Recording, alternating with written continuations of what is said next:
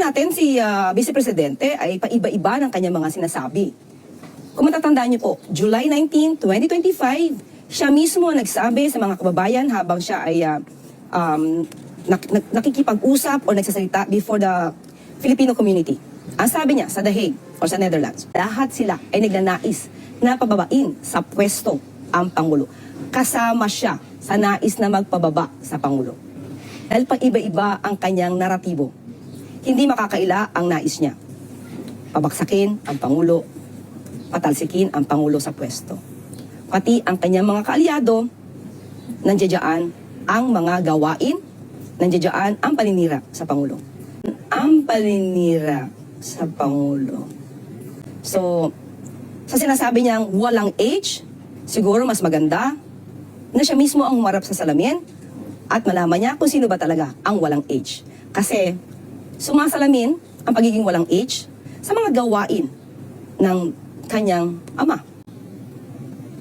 Nandiyan ang pagpapatay. So sino ba talaga ang walang age? Good morning! Kakagising ko lang tapos ganito agad yung bungad, nakakaloka. Natatawa lang ako dito sa kumare kong to. Hindi niya mabanggit-banggit yung salitang walang hiya. Puro siya, sino nga bang walang age? Walang age. Shoot, ang gina mo, hindi mo masabi yung walang hiya, pero yung word na pagpapapatay, kaya-kaya mong sabihin ng hindi kumukurap ng iyong mga mata. Tinatamaan ka ba sa salitang walang hiya, kaya hindi mo mabigkas-bigkas yung salitang walang hiya, kundi walang age? Gina mo, nakakaloka. Anyway, yung sinasabi mo na paiba-iba ng sinasabi si Vice President Sara. Anong paiba-iba? Very consistent siya sa pagsasabi. Ang administrasyong ito ay hindi seryoso sa paglaban sa korupsyon katulad ng sinasabi ni Bangag. Galit na galit ka nung sinabi ni VP Sara na wala siyang planong agawin ng pwesto kay Bangag dahil gusto ni VP Sara na makita ng mga Pilipino hanggang dulo kung gaano kawalang hiya si BBM. Sasabihin pa, sinisiraan si Bangag ng mga kaalyado ni Sara, may gulay. Mare, ulitin ko. Hindi nyo kailangan ng ibang tao para siraan si Bangag dahil kayang-kaya mo na yan. Si Bangag nga kayang-kaya niya na sa sarili niya yan. Hindi nyo kailangan ng kahit sino. Kayo lang kaya nyo na yan. Chutang Gina ka. Napaka-ipokrita. Pati ba naman si PRD, damay na naman dito.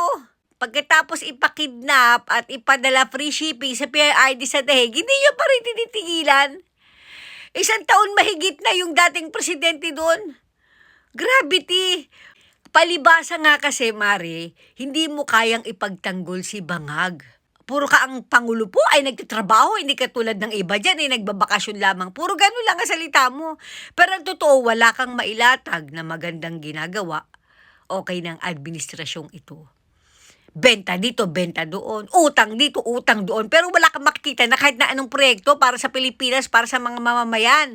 Bukod sa ayuda at sa mga sugar coating na salita na ganito, ganyan, ganyan ang gagawin natin, etc. bla bla bla. Wala naman kayo talaga may ilalatag na magandang konkreto, okay, na ginawa ng administrasyon ni Bangag. Actually, Mar, sa pagkakaalala ko, kasama ka sa binigay ng maleta doon sa lisahan ni Saldico. Hindi ko nga alam bakit maleta binigay sa iyo. Samantalang doon sa Makabayan Black na si Franz Castro, okay? Yung convicted na NPA na si Franz Castro ay paper bag lang.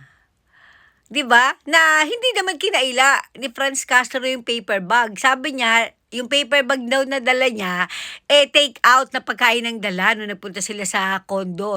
Kaloka. Siya pa to si Franz, bobo din eh. Parang itong si Unga Soto, inamin din na meron na meron ng mga natanggap. So, totoo, Franz Castro, na meron ng paper bag. Mga jutang ina, walang hiya. Hindi mo masabi-sabi. Pero ang pagpapapatay ng kanyang ama, gano'n. Gaga talaga. Tinatamaan ka ba sa salitang walang hiya? Gaga.